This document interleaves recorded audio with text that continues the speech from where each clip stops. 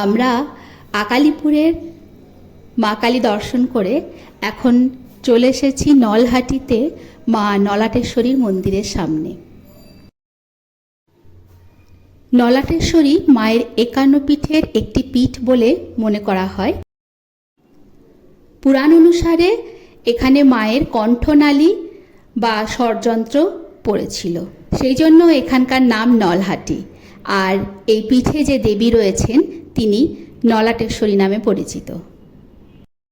বীরভূমের এই প্রাচীন মন্দিরকে ঘিরে অনেক কিংবদন্তি জড়িয়ে আছে। অনেকের মতে রামশরণ দেবশর্মা প্রথম এই দেবীর স্বরযন্ত্রটি খুঁজে পান। আবার অনেকের মতে কামদেব ব্রহ্মচারী কাশীতে স্বপ্নাদেশ পেয়ে এখানে এসে জায়গাটি আবিষ্কার করেছিলেন। মা এখানে ত্রিনয়নী। মায়ের দেহাংশটি মন্দিরে সংরক্ষিত আছে। প্রত্যেক দিন ভোরবেলায় মাকে স্নান করানোর আগে প্রত্যেক ভক্তকে মায়ের প্রস্তরীভূত অঙ্গটি দর্শন করানো হয়ে থাকে। মাতৃমূর্তির গলার নিচে একটি নালা মতন আছে। বলা হয় সেখানে নাকি যত জলই ঢালা হোক না কেন জল কখনো উপচে পড়ে না। আর আমরা মানুষেরা জল খাওয়ার সময় যেরকম একটা শব্দ হয়, ওখানে জল ঢালার সময়তেও নাকি সেরকম একটা শব্দ শুনতে পাওয়া যায়।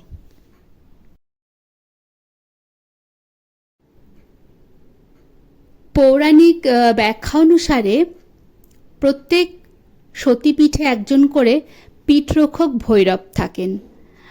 তো এখানেও সেরকম পীঠরক্ষক হিসেবে আছেন যোগেশ ভৈরব। নলাটেশ্বরী মন্দিরের পাশেই রয়েছে যোগেশ ভৈরব মন্দির।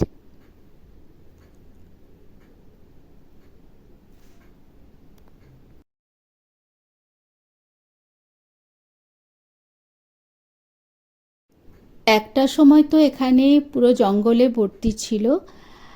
আর নাটোরের রানী ভবানী এখানে একটা ছোট্ট করে মন্দির তৈরি করিয়ে দিয়েছিলেন। আর পরবর্তীতে নসিপুরের রাজা রঞ্জিত সিংহ এখানে মন্দির, ধর্মশালা এগুলো তৈরি করিয়েছিলেন। মা নলাটেশ্বরী, বাবা যোগেশ ভৈরব সবার দর্শন হয়ে গেল। এবার আমরা চলেছি মৌলিকা মায়ের দর্শনের উদ্দেশ্যে।